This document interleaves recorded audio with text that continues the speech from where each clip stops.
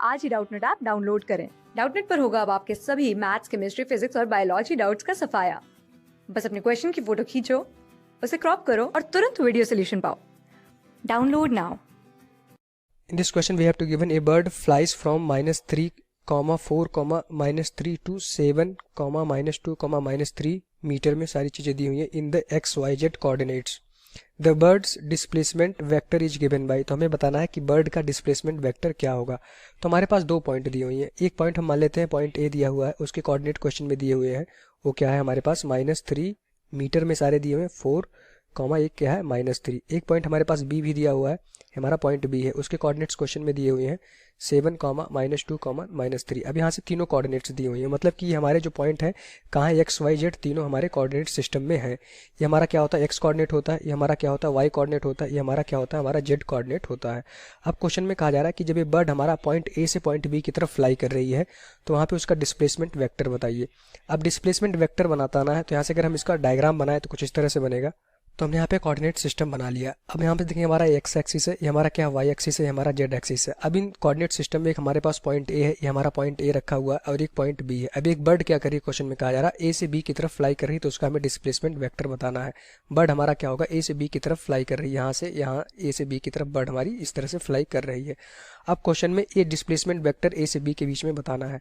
अब हमारे पास पॉइंट दिया हुआ है तो हमें डिस्प्लेसमेंट वेक्टर बताना है।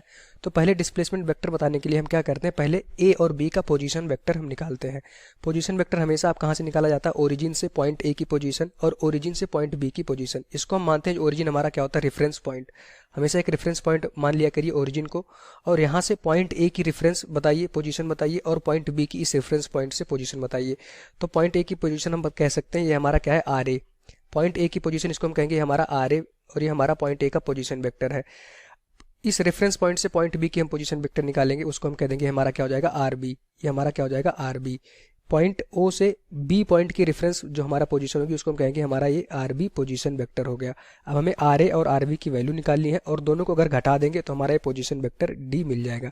हम कहते हैं हमारा ये पोजीशन वेक्टर क्या है, आर वेक्टर है। आर की वैल्यू क्या हो जाएगी हमारे पास, यहाँ से देखेंगे पोजीशन वेक्टर आर की जो वैल्यू, डिस्प्लेसमेंट वेक्टर आर की वैल्यू हो जाएगी हमारी R B minus R A. ठीक, ये हमें निकालना है। आर बी क्या है हमारा, पॉइंट बी का इसके रेफरेंस पॉइंट से पोजीशन है, और पॉइंट ए का हमारा आर ए क्या है, पॉइंट ए का रेफरेंस पॉइंट से पोजीशन है। तो ए और बी की पहले पोजीशन वेक्टर आप निकालेंगे, उन दोनों को घटा देंगे तो आपको क्या मिल जाएगा, डिस्प्लेसमेंट वेक्टर मिल जाएगा। हमें डिस्प्लेसमेंट वेक्टर की बात करनी थी। अब हम आर बी निकालेंगे। हमें बी पॉइंट पता है तो रेफरेंस निकालेंगे। हमें पता है एक्स में क्या होता है, हमारा आई कैप होता है, वाई में हमारा क्या होता है, जे कैप होता है, और जेड में हमारे पास क्या होता है, के कैप होता है। तो यहाँ से देखेंगे इसका हम रेफरेंस निकालेंगे। तो आर बी की वैल्यू पहले हम निकाल लेते हैं। आर बी, बी पॉइंट के कोऑर्डिनेट्स हमें पता है 7, -2, 3। तो देखेंगे 7i, ये हमारा क्या होगा, रेफरेंस वेक्टर हम अब लिख रहे हैं 7i -2 जे। ये हमारा क्या होता है, वाई में होता है, तो वाई के साथ क्या होता है, जे कैफ होता है, -3 के। ये हमारा क्या आ गया, रेफरेंस वेक्टर आ गया। पोजीशन वेक्टर आ गया हमारा किसका, बी पॉइंट का। अब यहाँ से देखेंगे हम ए पॉइंट का भी पोजीशन वेक्टर आर ए निकाल लेते हैं, ए पॉइंट की पोजीशन। तो ए जो हमारा है उसके कोऑर्डिनेट्स क्या है, -3, 4, -3। तो यहाँ से इसका पोजीशन वेक्टर हो जाएगा -3i, -4j, माइनस, सॉरी यहाँ कॉमन नहीं होगा, माइनस में होगा हमारे पास 3k। तो यहाँ से देखेंगे हमने ए वेक्टर और बी वेक्टर के दोनों पोजीशन वेक्टर निकाल लिए। अब इन दोनों को घटा देंगे तो हमें डिस्प्लेसमेंट वेक्टर मिल जाएगा। तो यहाँ से हम दोनों को घटा देंगे। अब यहाँ से 7i R B vector -2j -3k, हमारा क्या हो गया, बी पॉइंट का पोजीशन वेक्टर था आर बी माइनस। अब आर ए हम करेंगे तो आर ए की वैल्यू क्या है हमारे पास, -3i -4j -3k। ये हमारा क्या है, आर ए के लिए पोजीशन वेक्टर है। यहाँ पे क्या है, +4 है, तो यहाँ पे गलती हुई है, यहाँ पे ये हमारा क्या होगा, +4j होगा। अब ये पूरी तरह से सही हो चुका है। अब हम दोनों को घटा दिए हैं। अब इसको घटाएंगे तो अब जो हमारा वेक्टर के जो हमारा सब्सट्रैक्शन का क्या रूल होता है, आई को आई के साथ घटाते हैं, जे को जे के साथ घटाते हैं, और के को हमेशा के के साथ घटाते हैं।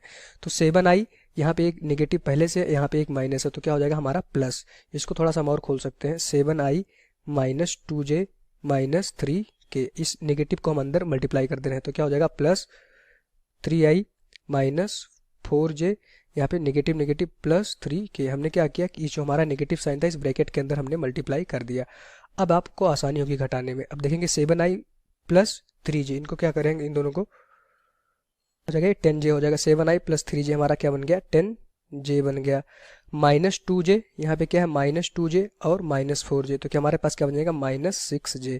अब यहाँ से देखेंगे -3k + 3k, उसकी वैल्यू क्या हो जाएगी +0k। तो हमारा जो डिस्प्लेसमेंट वेक्टर आ गया r की वैल्यू यहाँ से आ गई हमारे पास 10, यहाँ पे i होगा, हमने j लिख दिया है 10i - 6j। ये हमारा क्या आ गया डिस्प्लेसमेंट वेक्टर आ गया पॉइंट ए और पॉइंट बी का। तो जो हमारा बर्ड उड़ रही होगी ए से बी की तरफ, तो उसका डिस्प्लेसमेंट वेक्टर क्या आ गया 10i - 6j।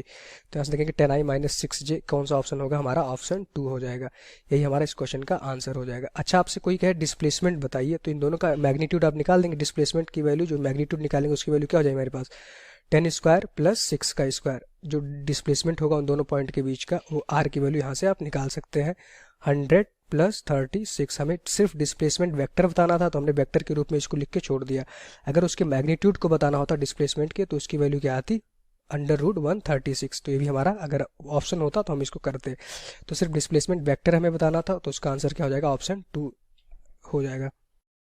क्लास 6 से 12 से लेके नीट, IIT, जेई मेंस और एडवांस के लेवल तक 10 मिलियन से ज्यादा स्टूडेंट्स का भरोसा। आज ही डाउनलोड करें डाउटनेट ऐप या व्हाट्सएप कीजिए अपने डाउट्स 8400 400 400 पर।